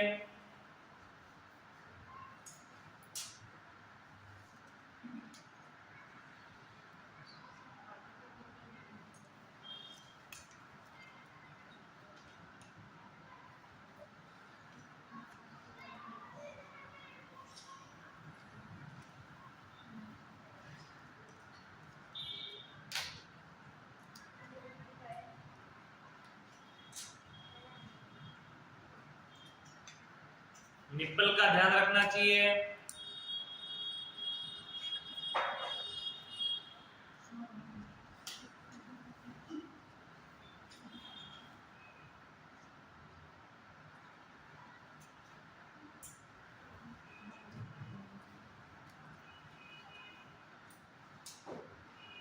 अगला लिखना 6 नंबर पे चेतावनी चिन्हों के बारे में सूचना।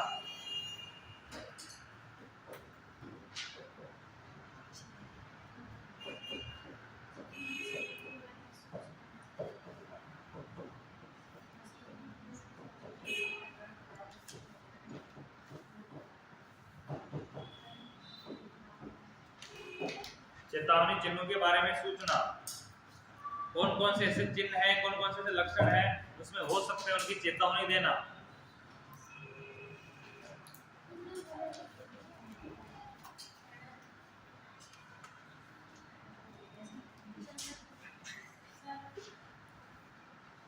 हाँ हो गया जाओ पहले बोला होगा जिसको जाना है वो जाके आ जाओ। इस पे लिखना एंटीनेटल एडवाइस में एंटीनेटल एडवाइस में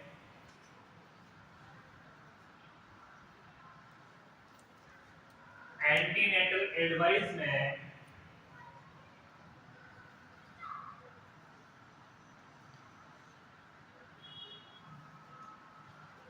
प्रेगनेंसी में होने वाले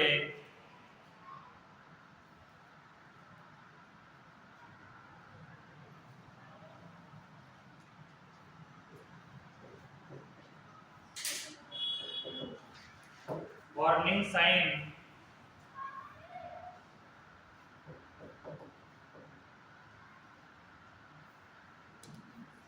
के बारे में बताना, इनको चेतावनी चिन्ह भी बोलते हैं हिंदी में।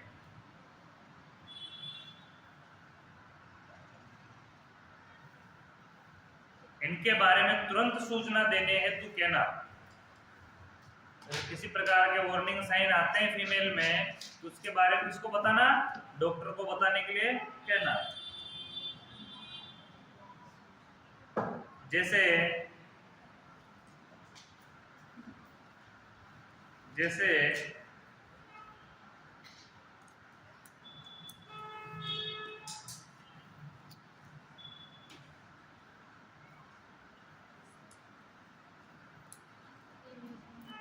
चेहरे एवं हाथ पैरों में सूजन,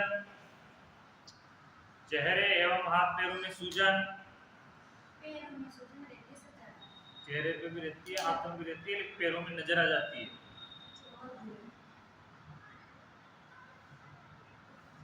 दौरे आना,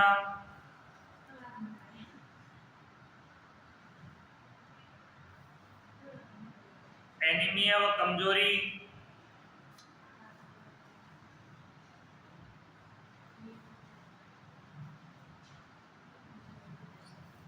लगातार तेज दर्द,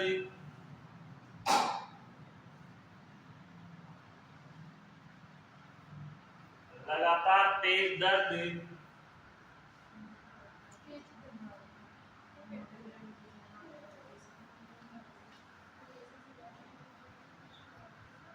hypertension,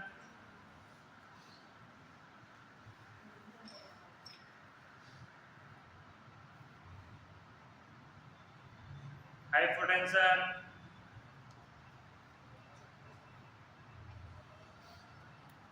hypertension, hypotension,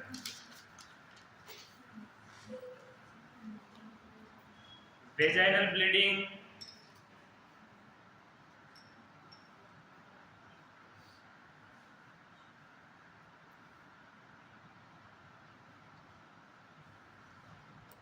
absent of speaking,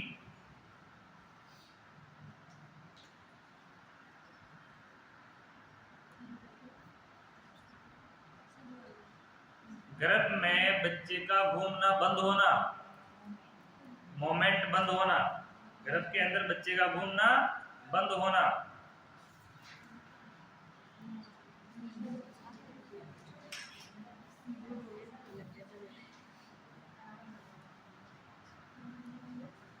अगली हेडिंग लगाना इम्यूनाइजेशन,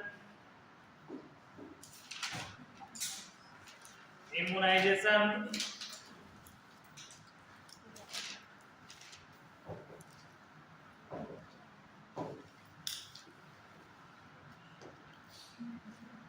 इम्यूनाइजेशन,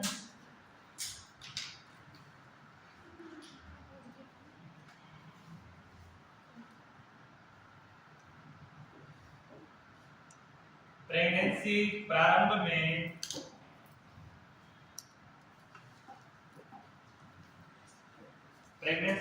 में TT first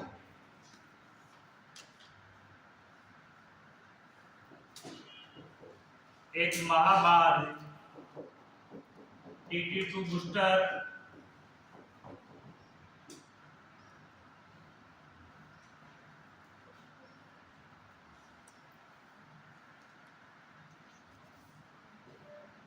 zero 0.5 ml IM,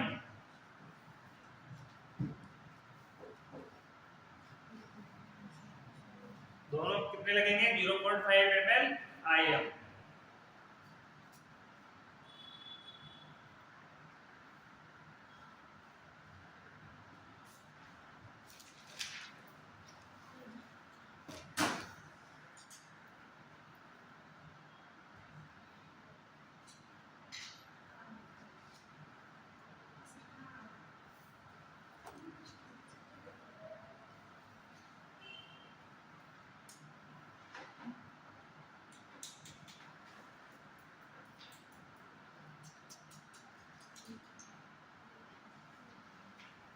अगला लिखना योनि संबंध कोइटस।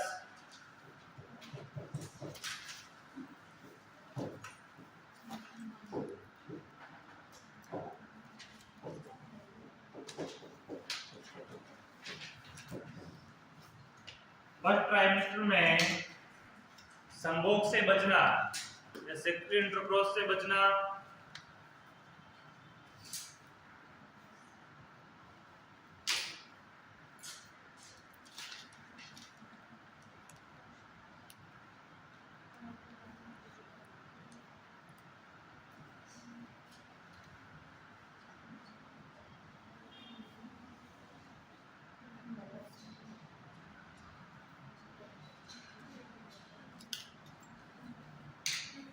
अगले हेडिंग लगाना डेवलपमेंट ऑफ गुड हैबिट्स। इसमें यही लिखा है कि फर्स्ट ट्राइमेस्टर 3 महीने, प्रारंभिक के 3 महीने में संभोग से बचना या सेक्सुअल इंटरकोर्स से बचना। अगला लिखना अच्छी आदतों का विकास, डेवलपमेंट ऑफ गुड हैबिट्स।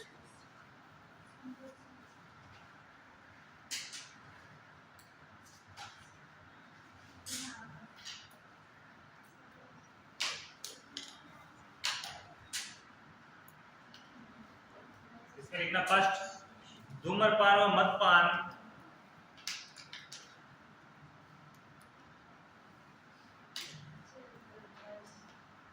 धूम्रपान व मदपान से होने वाले खतरों के बारे में बताना।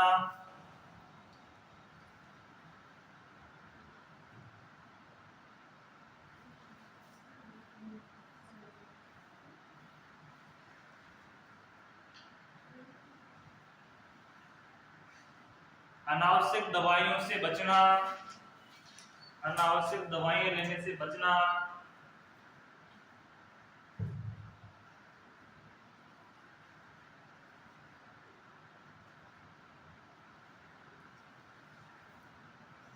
अनावश्यक दवाइयां लेने से बचना।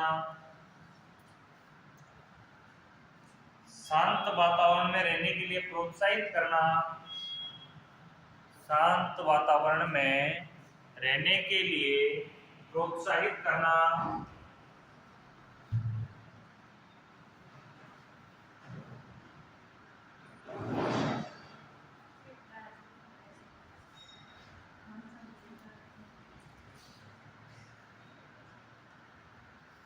मानसिक शांति के लिए धार्मिक कार्य करते रहना, मानसिक शांति के लिए धार्मिक कार्य करते रहना।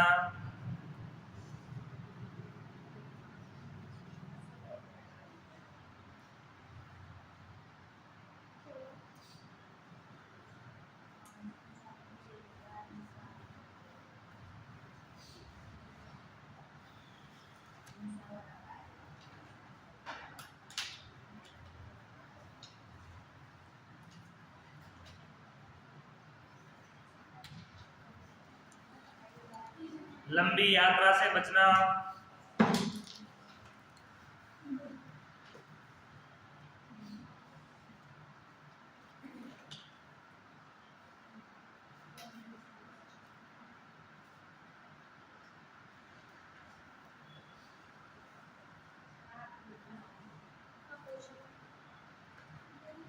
लंबी यात्रा से बचना, नियमित एक्सरसाइज करना या नियमित व्यायाम करना,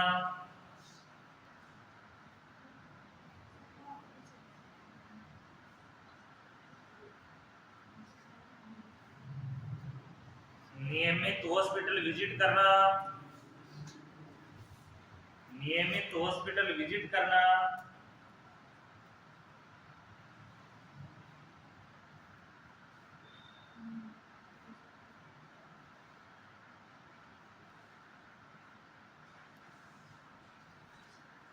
लास्ट लिखना है फैमिली प्लानिंग के बारे में हेल्थ एजुकेशन देना।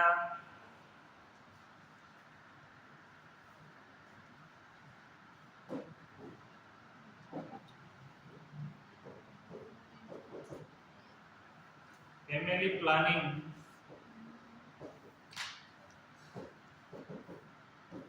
के बारे में हेल्थ एजुकेशन देना।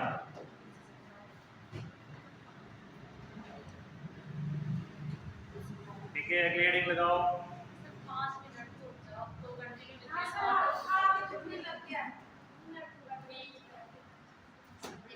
इतनी दिक्कत होने लग गई क्या? 5 मिनट। अपना चैप्टर का लास्ट टॉपिक है। चलो 5 मिनट के रोक देते हैं।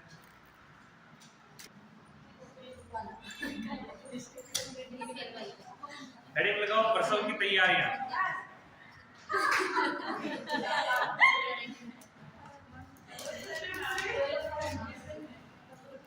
सर ये तो बता दिए मोटर लाइट पड़ गई लागती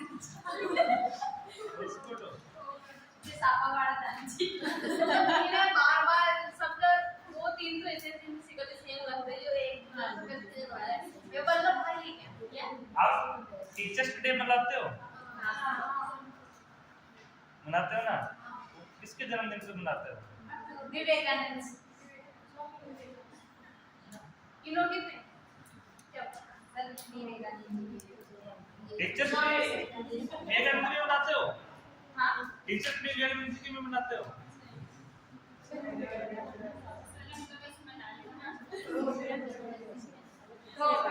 सर वो राज सर्वपल्ली राधाकृष्णन सर्वपल्ली राधाकृष्णन जी है वो।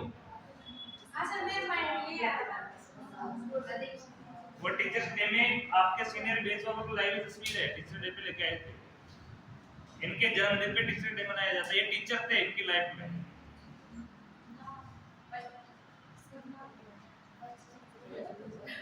सर ये बड़ा पर्सनल जवाब है स्कूल में क्या होती है अच्छी बात है ना। रेडी लगाओ, preparation of delivery. Last topic है चैप्टर का प्रिपरेशन ऑफ डिलीवरी।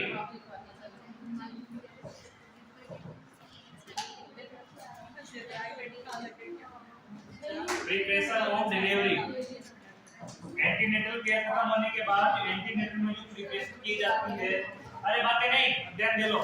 एंटीनेटल खत्म होने के बाद एंटीनेटल केयर के बाद जो प्रिपरेशन की जाती है वो भी एंटीनेटल के अंतर्गत ही आती है, स्टार्टिंग प्रिपरेशन। और जब प्रिपरेशन के बाद की जो लेबर पेन जहां से स्टार्ट हो जाता है, कंडीशन स्टार्ट होने लग जाती है, उसके बाद वो लेबर काल स्टार्ट हो जाता है। उसमें लेबर की स्थिति आ जाती है। तो लेबर का फर्स्ट चरण एंटीनेटल में आता है, ठीक है। फिर लेबर स्टार्ट हो जाता है, इसमें क्या क्या लिखना।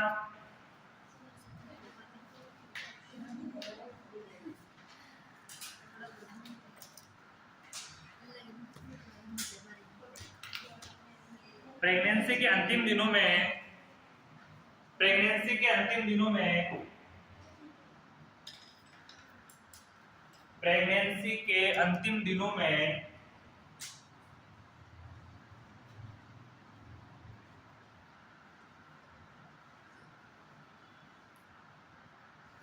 लेबर हेतु तैयारियां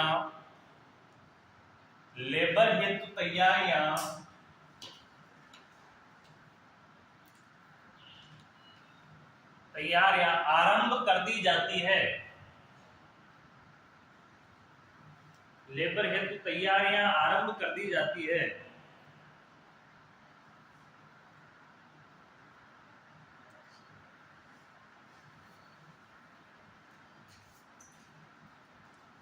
लगभग सभी अस्पतालों में या हॉस्पिटल्स में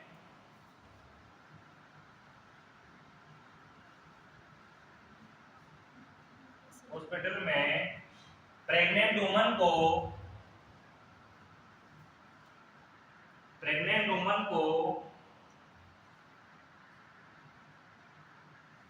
आवश्यक वस्तुओं की सूची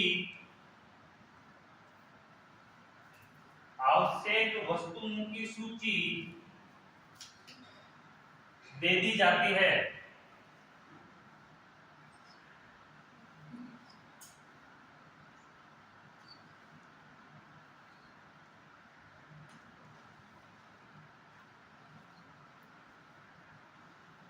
एवं लेबर की संभावित तिथि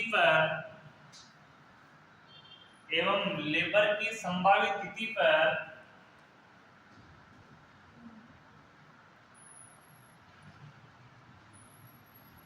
सभी वस्तुओं के साथ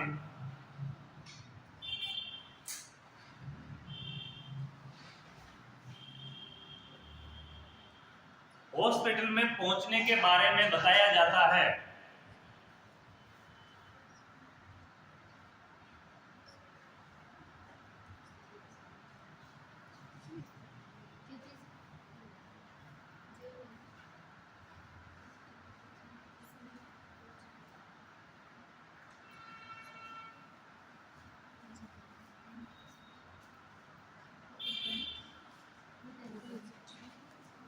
प्रसव के समय आवश्यक वस्तुएं निम्न होती है। प्रसव के समय आवश्यक वस्तुएं निम्न होती है।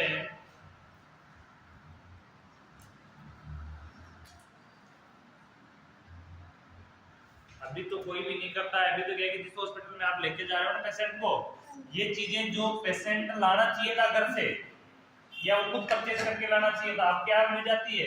अब प्रत्येक हॉस्पिटल के अंदर उसका मेडिकल शॉप होता है। क्या होता है? प्रत्येक हॉस्पिटल के अंदर प्रत्येक हॉस्पिटल का एक फार्मेसी सेंटर होता है। उस फार्मेसी सेंटर से जो भी उनको आवश्यक चीजें होती है वो ले लेते हैं। उसका बिल किसको दे देते हैं? वो पेशेंट के गार्जियनों को दे देते हैं, उसका पे वो कर देते हैं। कुछ जैसे हॉस्पिटल थे जिसमें मेडिकल स्टोर नहीं था, बाहर के वो मेडिकल से लाया जाता था, तो उनको आवश्यक डिलीवरी का जो किट था उसके बारे में डिटेल दी जाती थी उनके गार्जियनों को। तो डिलीवरी से पहले उसको क्या करते थे? वो मेडिकल से परचेज करके डिलीवरी रूम में रख दिया जाता था। उनको किट उस पेशेंट के नाम से किट बना दिया जाता था, जो आवश्यक सामग्री थी उसका उपयोग किया जाता था। कौन कौन से किट होते हैं? पहला किट है इसमें दाई किट फर्स्ट। दाई किट फर्स्ट, दाई किट के नाम से किट आता है।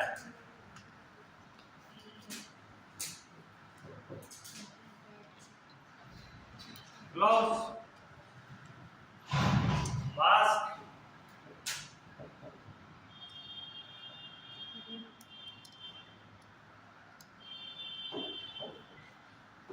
सर्जिकल ब्लेड,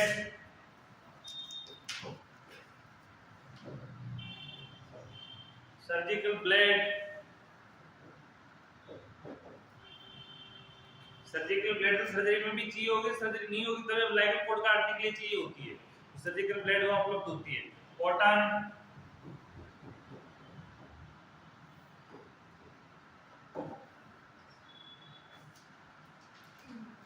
गर्म कंबल,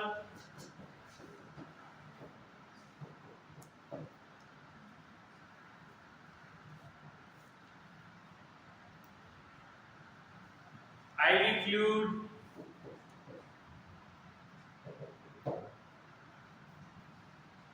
गाउन,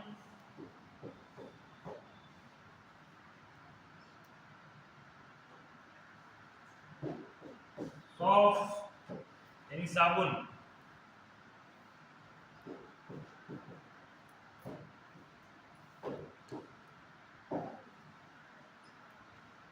कैंची, सीजर इसको बोलते हैं, कॉटन पैड,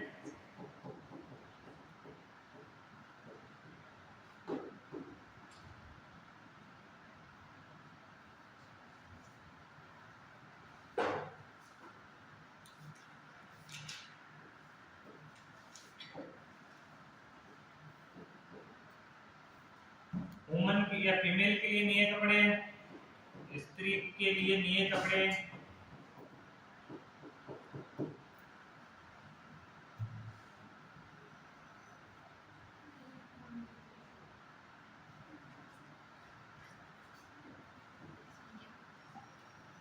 आवश्यक ड्रग जैसे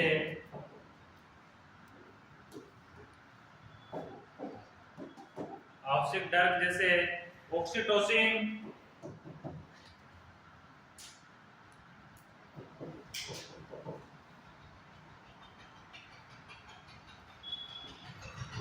एनिमा,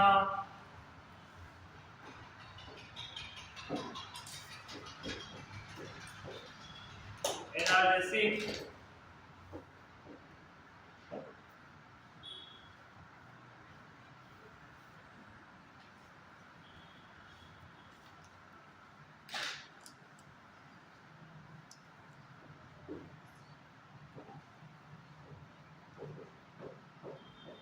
आवश्यक उपकरण जैसे फोर्सेप्स,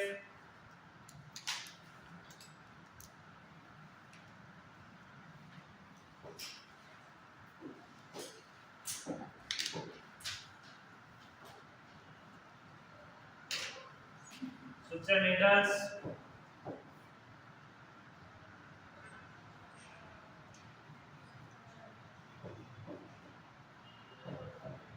टाँके लगाने की सुई,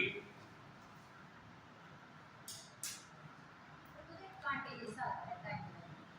हाँ, तो सुई तो बोलेंगे उसको। किस प्रकार का होता है वो?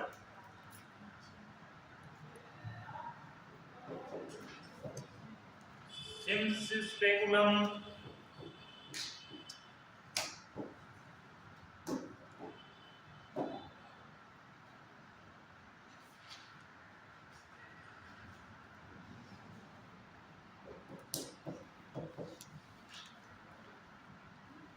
एप्टॉइड, फोर्सेप्स,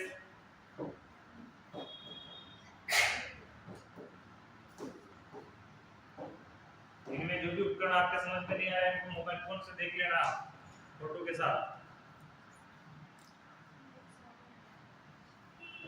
कैटगट,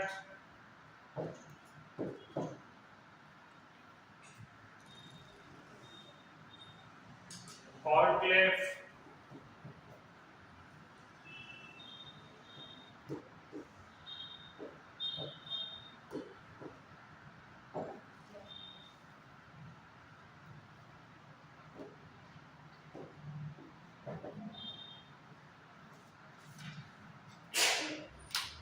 Pipetus,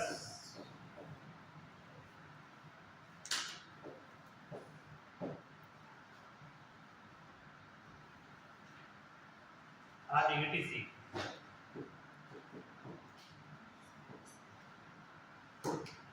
ठीक है, अपना चैप्टर खत्म। चैप्टर को पढ़ के आना, कुछ भी समझ में नहीं आए वापस आके पूछ लेना। कल से पढ़ेंगे अपन नॉर्मल लेबर, क्योंकि एंटीनेटल केयर होगी तो क्या होगी लेबर। तो लेबर के तीनों स्टेजेस के बारे में पढ़ेंगे। ठीक है।